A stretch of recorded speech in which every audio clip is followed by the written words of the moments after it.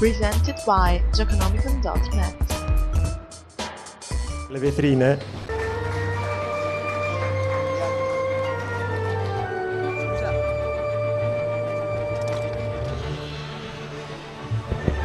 Buongiorno a tutti. Buongiorno a tutti, vi ringrazio intanto. Si sente? Si sente? Ora si sente, bene. Ringrazio intanto tutti voi per aver partecipato, è sempre un piacere vedere che il gioco, in una manifestazione dedicata al gioco, la fa da padrona. Ringrazio anche Sandy Petersen perché è un onore per noi averlo qui, lui è un'icona di ciò che facciamo, di ciò che ci piace, è uno di quelli che ha iniziato l'attività che ci coinvolge e se non ci fosse state persone come lui, probabilmente Lucca Games non sarebbe mai nemmeno esistita. Sandy Petersen è anche un personaggio che ho avuto ora in questi giorni il piacere di conoscere, è un personaggio che ha esplorato il mondo ludico a tutto tondo, lui va avanti da anni nel gioco di ruolo, ma si è anche cimentato nel gioco da tavolo, nel videogioco, nel cinema, anche con produzioni come per esempio quella della HPLS per il richiamo di Cthulhu e il recentissimo Colui che sussurra nelle tenebre. Questo incontro innanzitutto vuole essere la possibilità per chi lo volesse di chiedere a Sandy la domanda che aveva sempre voluto chiedergli, qualsiasi domanda essa fosse, per parlare del mondo del gioco, del mondo dell'editoria, del mondo del videogioco e della nostra passione. Sandy è tuttora anche un giocatore, contrariamente a tanti che dopo aver apprezzato il successo nel mondo del gioco si trasformano in imprenditori del gioco e lasciano ad altri il processo creativo, Sandy continua tuttora a creare e soprattutto a giocare. E quindi mi riservo il diritto, l'onore anche di porre forse a Sandy la prima domanda, che è una domanda che mi viene in mente adesso, ma che mi piace fare sempre agli ospiti che vengono a visitarci e che trattano tanto di gioco di ruolo. Quindi, Sandy, nel nostro attuale periodo che vede il gioco di ruolo accostato a molte altre forme di gioco, che vede il gioco di ruolo a volte inteso come il gioco di ruolo online, come il MORPG, qual è la stato attuale, a tuo parere, del gioco di ruolo come lo conosciamo, del gioco di ruolo quello carta e penna, giocato con le schede? Sandy, as a first question, I reclaim the honor of doing that. Okay. In 2011, the role-playing game is now one of the main features of your gaming world, and most of times many people intend that role-playing games are the MARPs on a computer, massive multiplayer, yes, online role-play, and not even the pen and paper classic role-playing game that we intend to. What do you think is the situation of role-playing games? Because many people are now thinking in last years and writing about a renaissance of role-playing games, let's say now the indie role-playing games and everything else. What is your opinion about the role-playing gaming, and which there will be an eventual merger with the video games? I'll speak in the microphone, then I will translate. All right. I don't think there will be a total merger of paper role-playing games and computer MMOs. I think those will remain separate, though there'll be links like the Dungeons and Dragons role-playing game. Sorry. Because they will not listen. Do you You're want- directing the microphone. Do you want to translate that part? No, I'll translate later. Oh, okay. I think that there will always be a place for a tabletop game. The advantage of the computer MMO is that you can have many more people in your gaming group. You can go on a group with 35 or 40 people, or belong to a guild with 100 or more, and so that, is nice. The advantage of a tabletop game is that you have a smaller group of people you know personally, and the game master can design adventures that are just for your group. So both of these they fill a different emotional need. And I play them both, and I think many people do. In pratica lui non vede possibile una convergenza o una fusione addirittura tra i due mondi, perché il concetto è radicalmente diverso, ovvero sia il gioco di ruolo per computer, il videogioco, consente di raggiungere un enorme numero di giocatori, un numero più vasto.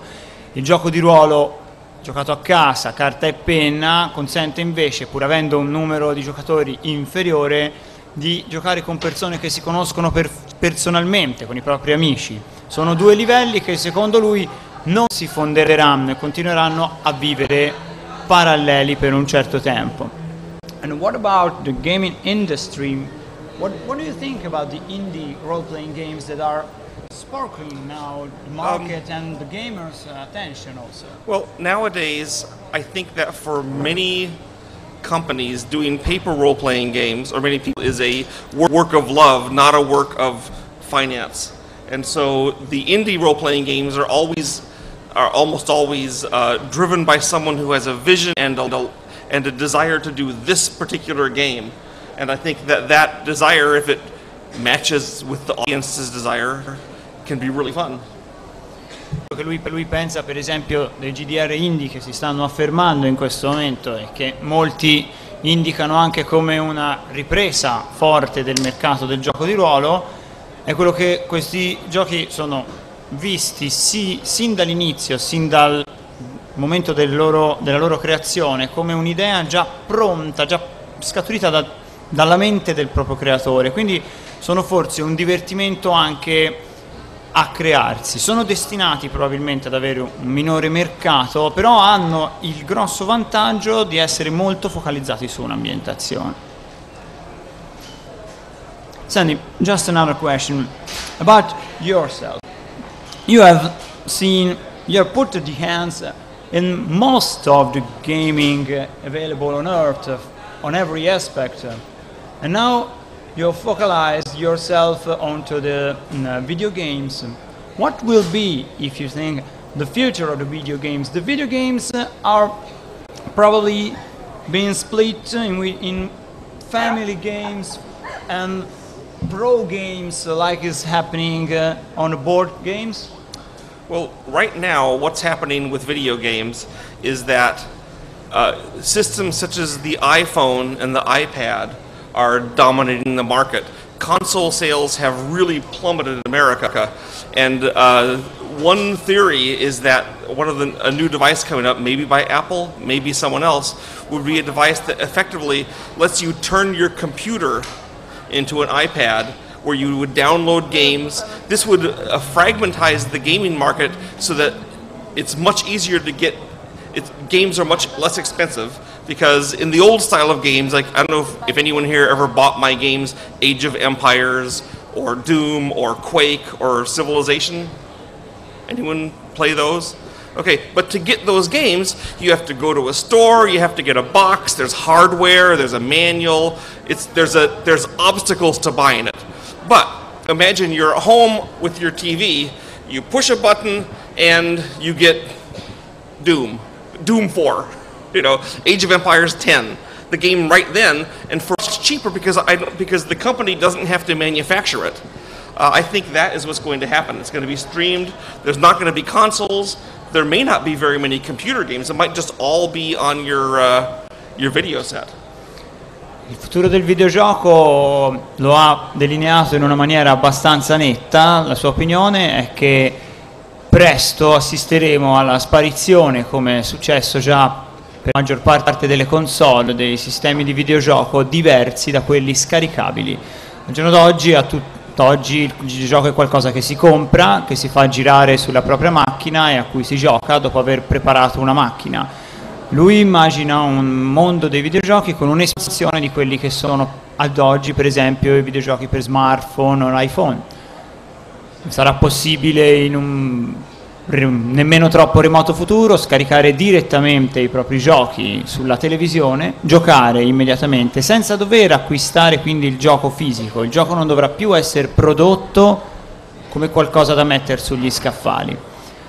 Sarà forse un mercato un po' più veloce, sarà forse questo più difficile, quindi creare dei titoli che faranno storia. Maybe this will be a quicker market, will be more difficult to create a title would make the history of video game much more consumer oriented? Perhaps, if you look on the... Who has an iPhone? Chi ha Who owns un iPhone? Chi ha un Only iPhone one? alzi la mano. Okay, the tentacle one. Anche un tentacolo, sì, va bene. On the iPhone right now, people are able to, small groups of developers are able to get together and do dozens of games. A close friend of mine, Paul Bettner, founded Words with Friends, which is now Zynga with Friends. They did the Scrabble game basically on the iPhone, and so thousands of applications have appeared in a matter of months. And I think that there will be continually to be this booming amount because the barrier to entry is much less. There will still be high-end games that will be harder to do and low-end games. But there'll be a huge variety, more than we have now. La domanda se questo potrebbe portare a un'accelerazione del mercato e quindi a una scarsa sopravvivenza dei titoli, perdendo quindi i titoli che fanno la storia. Lui risponde che non è necessariamente vero. Utilizzando questo sistema sarà anche più facile sviluppare titoli e probabilmente ci sarà una suddivisione, giochi più schematici, giochi più di fascia bassa adatti a un gioco molto di consumo e giochi invece di fascia alta che richiedono un maggiore sviluppo ma che possono sicuramente anche soddisfare i palati più sopraffini. Andando invece alle origini della tua esperienza, Sandy, quella che probabilmente ha portato qui la maggior parte delle persone che sono in sala, ovvero sia il gioco di ruolo. Una domanda che mi sento di fare a livello personale, poi lascerò lo spazio alla curiosità dei nostri partecipanti, è: perché proprio il richiamo di Cthulhu? Hai conosciuto Lovecraft attraverso il gioco di ruolo? Ti è stato commissionato? Oppure hai scelto di fare un gioco di ruolo che parlasse delle sue opere? One question going back to the root of your experience, to the early phase of the role-playing games. Why the Call of Cthulhu? You were already knowing Lovecraft's opera and you were willing to create a role-play about it, or you were commissioned to work on it? Okay. What happened was that I had been playing role-playing games since 1973, when Dungeons and Dragons first appeared. In 1978, we encountered the game RuneQuest, and when we first encountered RuneQuest, we played about half D&D, half RuneQuest. By the end of the year, we only played RuneQuest. I liked it so much that I wrote to the president of Chaosium and asked if I could, I'd offered to do a supplement. I did some supplements for him already, a supplement to RuneQuest based on H.P. Lovecraft's Dreamlands.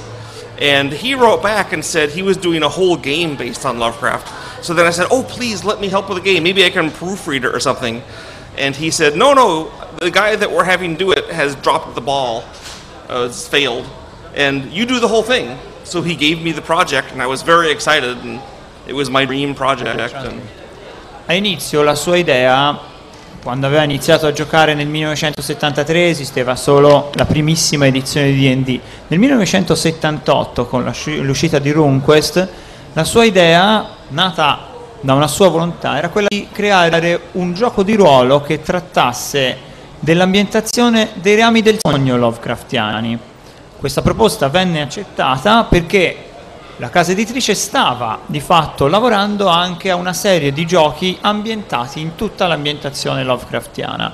Quando lui era abbastanza avanti con il lavoro, il resto del team gli lasciò la palla su tutto quanto il blocco. Da lì è nato il suo impegno, che lui ha preso da subito con molto vigore, il suo impegno che ha portato poi alla nascita del richiamo di Cthulhu. Okay. You want to continue? What else do you want to hear about it? Oh, okay. It took me a year to write RuneQuest. I was going to school. I was newly married. It all was typed on an old style typewriter. It came out on, is Friday the 13th a scary day in Italy? Sometimes. In America, it came out on Friday the 13th. Yeah, Friday. In the worst thunderstorm in 20 years. and there was mysterious power outages, and so and then whenever we made a major release for the first few years, whenever anything went wrong, we said it was the curse of Cthulhu. But gradually I moved from Cthulhu being or writing games being kind of my sideline to being my main line, and I went to doing it full time. But before I had done Call of Cthulhu, I'd only written, I think, one collection of monsters for Chaosium, so I hadn't done very much.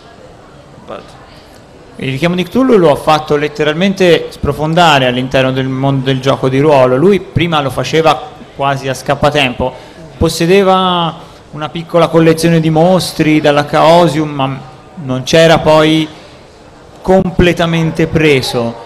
Man mano che lavorava in questo iniziò veramente a trovarsi dentro un'atmosfera che gli piaceva, e da allora ha iniziato a diventare l'autore di giochi che conosciamo e che abbiamo qui davanti con una carriera così lunga. Io penso che potrebbe anche, se qualcuno vuole fare una domanda, qualcosa lo può fare, siamo qui apposta, quello non pretendo di essere l'unico a soddisfare le mie curiosità.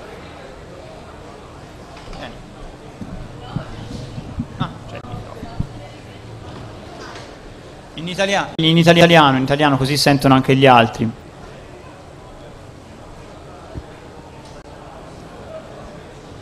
Sì, volevo sapere più o meno in che modo tutte quante le atmosfere di Lovecraft, eccetera, cioè dove si possono ritrovare le influenze che hanno avuto queste atmosfere e questa ambientazione con cui ha lavorato così tanto, poi nei giochi successivi che ha creato, quindi una cosa del genere.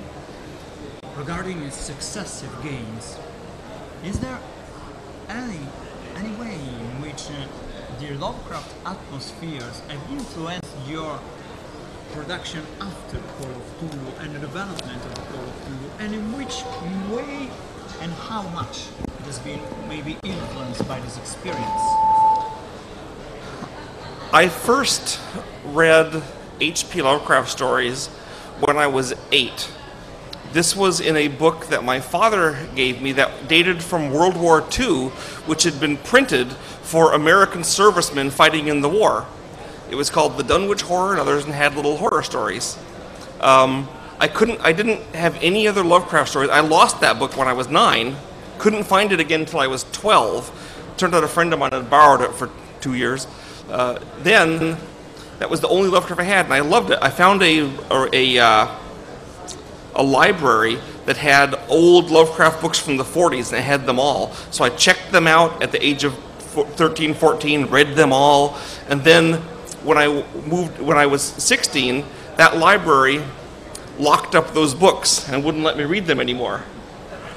Then, when I was 17, finally Ballantine came out with a selection of the Lovecraft stories. So for 9 and 10 years of my life, I spent trying to find Lovecraft, getting little bits here and there.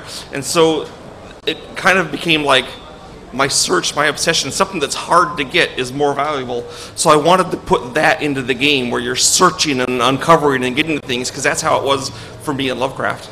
Does that make sense?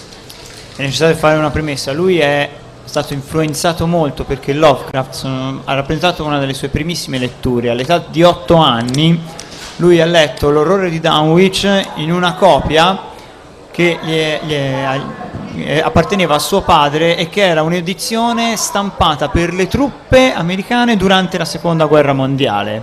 Da lì gli è subito nato un amore che lo ha portato sin dalla gioventù proprio a cercare libri di Lovecraft che non erano nemmeno facilmente trovabili. Cercava in biblioteca, li cercava per esempio, e a un certo punto ha avuto anche difficoltà quando aveva 13-14 anni, perché la biblioteca dove normalmente si serviva ha chiuso le collezioni. Solo quando ha avuto 17 anni ha trovato un collezionista che vendeva la sua biblioteca e ha potuto quindi approvvigionarsi di Lovecraft quanto poteva. Questa ricerca gliel'ha fatto amare ancora di più, perché ogni singola riga che riusciva a trovare se l'era, diciamo, guadagnata. Quindi sicuramente una cosa che gli piace così tanto ha influenzato molto della sua produzione, e ogni volta, a tutt'oggi, che crea un gioco che abbia bisogno di un'ambientazione, cerca sempre, perché considera l'ambientazione Lovecraftiana un perno fondamentale, cerca sempre quantomeno di ricordarsi come veniva fatta quell'ambientazione, quel concetto, per cercare di trasporlo avanti. Quindi la risposta è sì, è anche molto.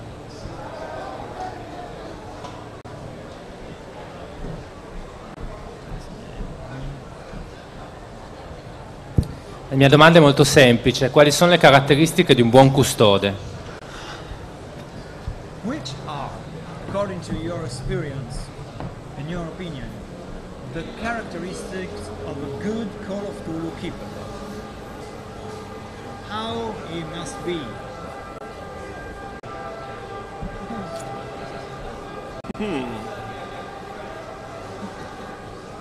I think there is not just one way to be a good Call of Cthulhu keeper. I think one thing that makes it better, because Cthulhu is a game of the mind instead of the action, that it's very important that the keeper know his players very well and be able to aim his adventures to take advantage of his players' personalities and emotions and experiences. So I think you have to be emotionally sensitive. I think you have to be, because Lovecraft heroes are generally intellectuals and pedants and academics. It's helpful if the keeper thinks about adventure in that kind of terms of using your brain. I translate. Okay. È difficile dire che ci sia un aspetto fondamentale. La cosa principale da considerare è che il richiamo di Cthulhu è un tipo di gioco di ruolo più orientato alla parte dell'intelletto che non all'azione. Non è un gioco di ruolo in cui l'azione gioca un punto preponderante. Quindi è molto importante che il custode abbia una buona conoscenza dei propri giocatori.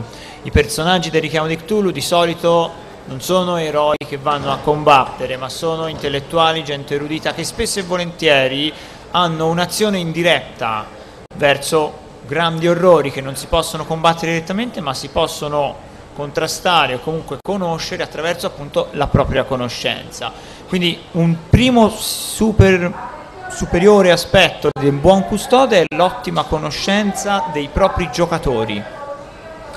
Another thing that's very important is, since the Cthulhu mostly takes place in the modern age, players have a great deal of options open to them. So you, the keeper, must be very flexible in what is going to happen next and thinking up new ways.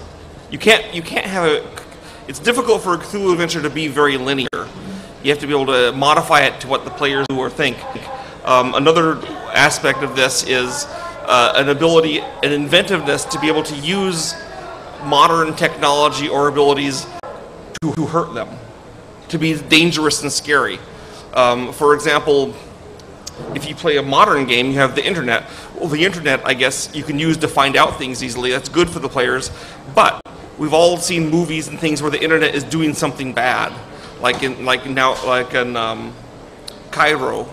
The Pulse. Anyone seen that movie? No. There's the internet is used to summon ghosts, right? Or you could, or what if a ritual for summoning something bad was put on the internet for millions of people to see? Well, several hundred of them would probably try it. Then these bad things are happening everywhere. So you can use modern abilities to frighten and hurt the players. And that requires a lot of inventiveness and flexibility. Un'altra cosa che è molto importante è che, essendo il richiamo di Cthulhu ambientato in un'epoca moderna e contemporanea anche, la disponibilità delle tecnologie degli ultimi 80 anni dà ai personaggi una capacità di azione, capacità di movimento enorme, sconosciuta per esempio ai personaggi di un gioco di ruolo in ambientazione fantasy medievale. Questo fa sì che è praticamente impossibile per un'avventura del richiamo di Cthulhu avere uno sviluppo lineare e prevedibile. Il custode deve sempre essere pronto a vedere i giocatori prendere una linea d'azione che può anche mettere in difficoltà, anche perché queste tecnologie possono anche essere utilizzate per avere la prevalenza su cose che altrimenti, da un punto di vista strettamente mistico, potrebbero essere paurose nei loro confronti. Un modo possibile è quello di rivoltargli la cosa contro di loro, una cosa che succede spesso in ambientazione horror, ovvero sia utilizzare queste possibilità per creare problemi. Un esempio che ha fatto è, giocando per esempio in un'ambientazione contemporanea, utilizzare internet. È molto facile sicuramente per un personaggio attraverso internet raggiungere delle conoscenze magari non semplici da raggiungere, però è anche possibile che una formula magari di evocazione di qualcosa di terribile, molto potente, sia messa a disposizione su internet e questo qualcosa di negativo quindi venga messo in atto istantaneamente in chissà quante parti del mondo. Questo quindi porta a una moltiplicazione delle possibilità sia dalla parte dei giocatori che dalla parte del custode. Questo fa sì che un'altra caratteristica che il custode deve avere è quella di essere sempre pronto a gestire una storia che può evolversi in una situazione assolutamente imprevista. Abbiamo un'altra domanda?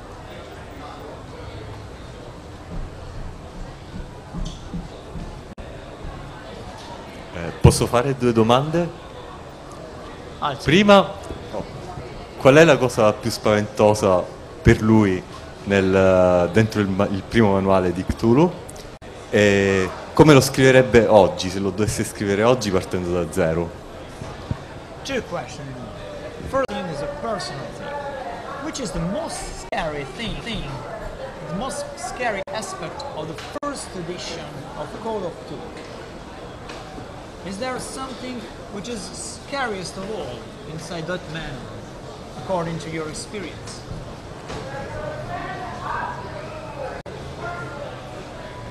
No. no, ha detto che non c'è nessuno. I think the thing in that manual, though, that made the biggest impact on people was the sanity system, where a person could be hurt just by seeing a monster. That changed gaming a lot. I remember when I was first testing Call of Cthulhu with some friends to see, before it was even published, to see if it worked, and the players had found a spell that, in fact, it was the scenario, the haunted house. Right, everyone's played that, right? And they found that place, and they got attacked by the killer bed. And they found a story, a book that said this spell summons something malign from the beyond. So they decided somehow that would help them. So they got together in the basement, and they got into pentagram, and they did the spell, and then. I said, okay, the monster, I said, a strange sound comes, something's going to come in. And then at that point, the players all started saying, I'm closing my eyes, I'm covering my ears, I'm looking away, I don't want to see it. And I realized, this is the first time that it ever happened. No one had ever, right? I realized that would never happen in D&D. They'd all want to see the monster and be ready for it. But in Cthulhu, they didn't want to see it because of the sanity system. The system made people have their characters act like they were afraid. And that was a new thing, and so I think that was probably the scariest thing in the manual, because it changed behavior of players. Sicuramente una cosa che ha avuto tanto impatto è stato il sistema della sanità mentale. È stata una rivoluzione abbastanza radicale, perché prima i personaggi erano sempre pronti a qualsiasi cosa gli potesse succedere. Adesso i personaggi, al solo vedere il nemico, a vedere il mostro, a vedere l'imponderabile, rischiavano cose terribili. Perdita di sanità mentale, alienazioni mentali, follia. Quindi siamo passati radicalmente da ok, andiamo, sì, combattiamoci, andiamo, no, questa cosa non la voglio nemmeno vedere se possibile. The second question has been, if you, as an hypothesis, would have to write down the first edition of Call of Cthulhu now, no one has ever written before, and you are writing Call of Cthulhu now, you will make exactly as it is, or you will make it different? Well, I did write Call of Cthulhu 31 years ago, so I like to pretend to myself that I have learned a little bit since then, so I would probably make some changes. I have noticed over the years, Chaosium has gradually made things easier for the players. I guess if I was going to, I'd try to go back to make it more scary for them again. Does that make sense? Yeah. Yeah, okay. Sicuramente è impossibile dire che dopo 31 anni le cose non siano cambiate, non ci sia dell'esperienza. La cosa più importante, il concetto chiave sarebbe cercare di rendere le cose più semplici per il giocatore, quindi più accessibili. Scrivere in una maniera, let's say, more user-friendly manual. But not player-friendly. Not player-friendly. Un manuale più user-friendly, but not player-friendly, cioè un manuale più semplice da usare, inteso come semplicità di gioco. Sicuramente non semplice nel senso di semplicità delle avventure per i giocatori.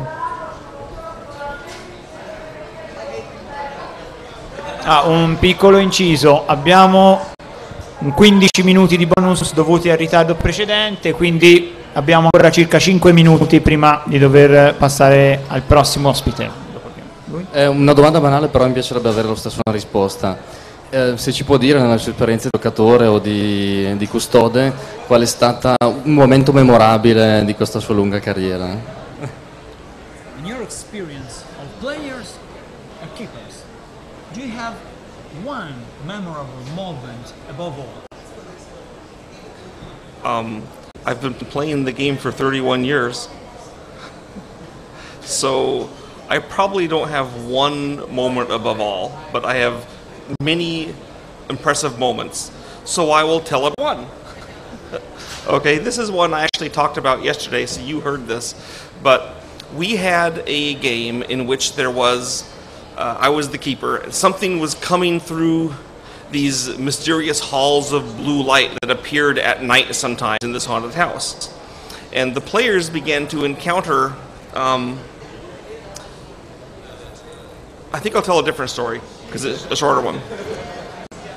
The players were, had found out something bad was in the castle at the top of the hill.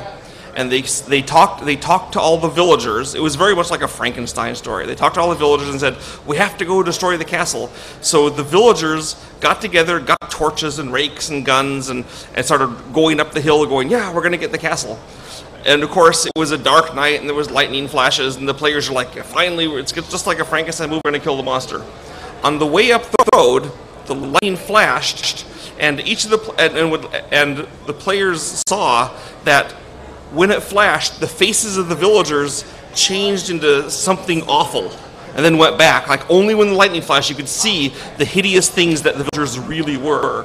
But the villagers were all acting like the villagers were. So the players started talking to each other and said, they were like trying to whisper, so the villagers hear them and says, are the villagers monsters? Have they always been monsters? Do they know they're monsters? Is it an illusion by the thing? How can we get out of this? We don't want to be with the mob anymore. We're afraid of them.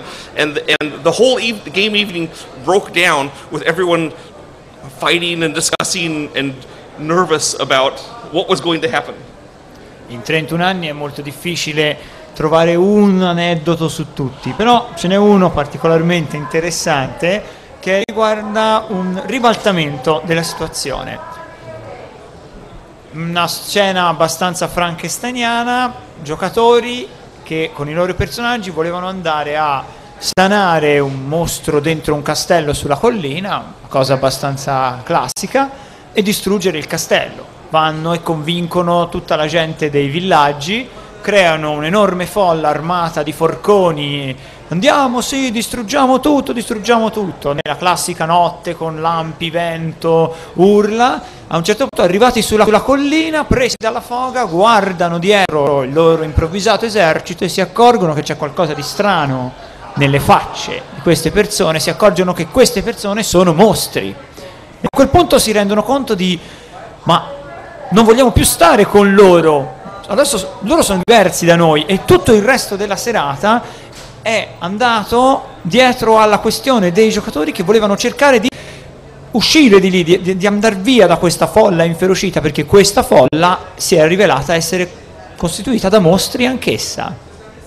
I think most of the scary moments I've had have been like that, in that they were people where people realize something bad instead of being attacked or something. Another shorter example, I was running the game in England, and the players were getting kind of creeped out by the game, and then one of them dropped his keys by the bed and reached down to pick them up, and I said, the keys skitter under the bed like a bug, and the players lost it. They didn't want to stay in the house. They were absolutely frantic with terror, and I'd never seen, and it was just a little thing, so you just have to seize the moment sometimes, and it was just a small thing. I mean, obviously the keys aren't a threat, but that frightened the players more than the haunted green ghosts and stuff I had. There's those keys.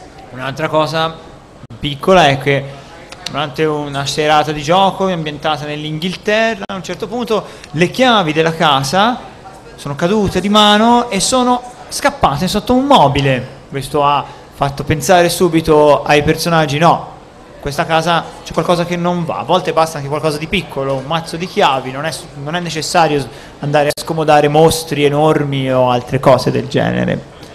Un'ultima domanda, le ultime due, via, 1 e 2.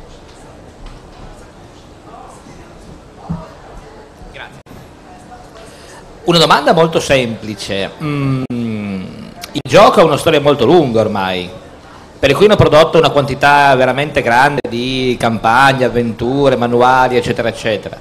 Sandy Petersen, non pensa che magari ci sia stata una certa, diciamo, inflazione fra mostri, divinità, creature, incantesimi, eccetera, eccetera, e che magari sembra la tendenza a creare un mostro nuovo o un dio nuovo anziché fare un piccolo sforzo per creare una trama solida utilizzando le creature vecchie? In all those years we have been accessing to a great number of expansion for Call of Cthulhu. Every time we find new adventure, new grimoires, new monsters, new divinities, new rituals.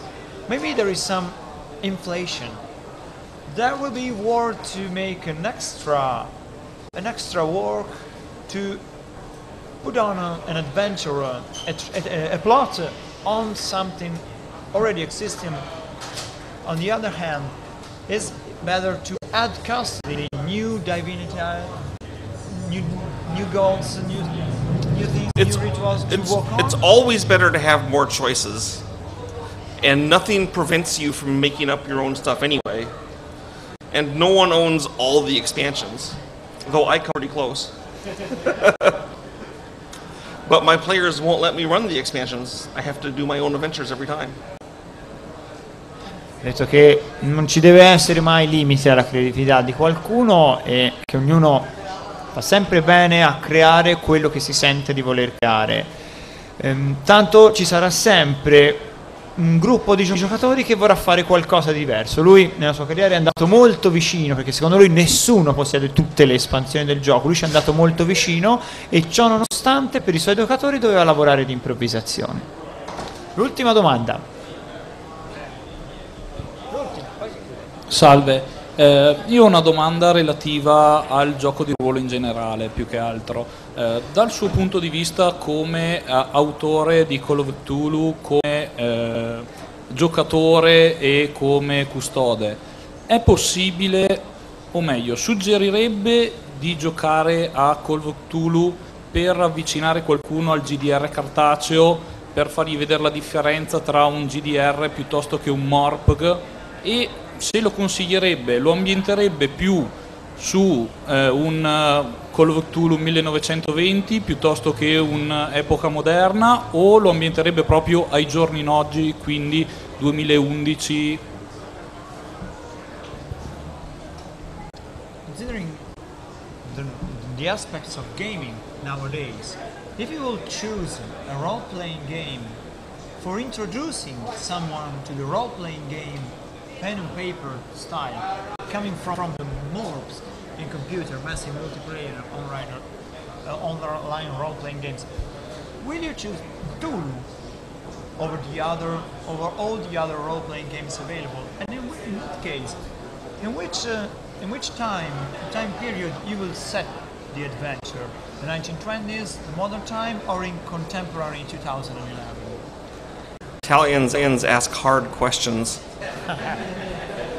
Okay, in answer to how I would introduce somebody to paper role-playing games for the first time, first rule is I would use the system with which I was the most familiar so I could run it as smoothly as possible without having to refer to the rules or look at things, because that kills the game's progress. So since I am very familiar with Call of Cthulhu, yeah, I would use that.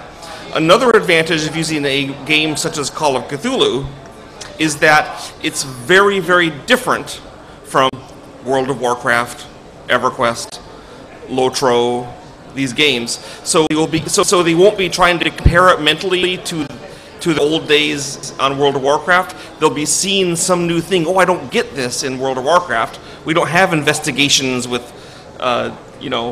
ancient books and monsters. So Cthulhu is good for that. And the answer to when I would set it is, Lovecraft wrote his stories to take place in what was, for him, modern times. Chaosium, the other people at Chaosium did not like Lovecraft. Only I liked Lovecraft. But they knew they had to be interested in the game to do a good job. So one of the ways they focused themselves was they said, let's set the game in the 20s because we like the 1920s, and that way we will be interested. And that was their tool, but it wasn't mine. When I run Cthulhu, I usually run it in the modern times, in the times I'm familiar with. So, but whatever is most fun for you and your players, but I run it modern. Lui sì, sceglierebbe il richiamo di Cthulhu, ma per un motivo, ovvero sia che per qualcuno che non viene dal gioco di ruolo e deve apprezzare il gioco di ruolo, è bene che il gioco sia il più scorrevole e perfetto possibile, quindi bisogna scegliere il sistema di gioco e l'ambientazione di gioco con cui si ha più familiarità, in maniera da non aver mai bisogno di interruzioni, mai bisogno di ricorrere a manuali, mai. Quindi lui sì, sceglierebbe il richiamo di Cthulhu per questo motivo. Sarebbe anche una buona cosa perché è un gioco di ruolo, come si è già detto prima, molto intellettuale come personaggi, con un concetto molto diverso rispetto a quelli dei computer. Riguardo al setting, lui inizialmente partiva da un'idea, ovvero sia che Lovecraft si scriveva negli anni 20 perché gli anni 20 erano la sua contemporaneità. Al momento di creare il gioco di ruolo del richiamo di Cthulhu, nessun altro alla Chaosium amava Lovecraft tranne lui. Però alla Chaosium erano interessati a un gioco di ruolo in epoca storica recente. Quindi il richiamo di Cthulhu inizialmente è nato come ambientato negli anni 20. Lui personalmente preferisce ambientarlo ai tempi moderni perché lo vede più coerente con l'opera di Lovecraft, ma questa è una scelta relativa all'epoca in cui il custode, che deve avere quest'arduo compito di portare qualcuno al giorno d'oggi al gioco di ruolo classico, dovrà cimentarsi.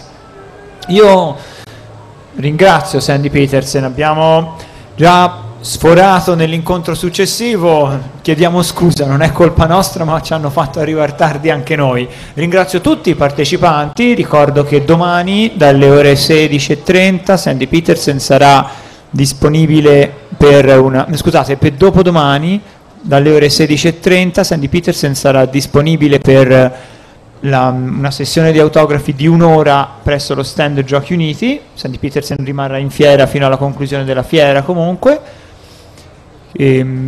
Martedì avremo il Super Trivial Cthulhu Edition, quindi chi di voi si ritiene un vero esperto del richiamo di Cthulhu e vuole provare a cimentarsi può iscriversi presso la segreteria di Lucca Games. Ringrazio tutti i partecipanti, ringrazio Sandy Petersen a cui vi chiedo di fare un caloroso applauso.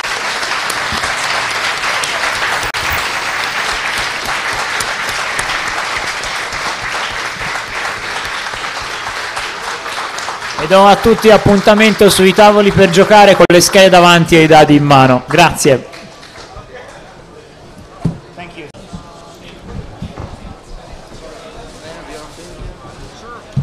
I'm sorry about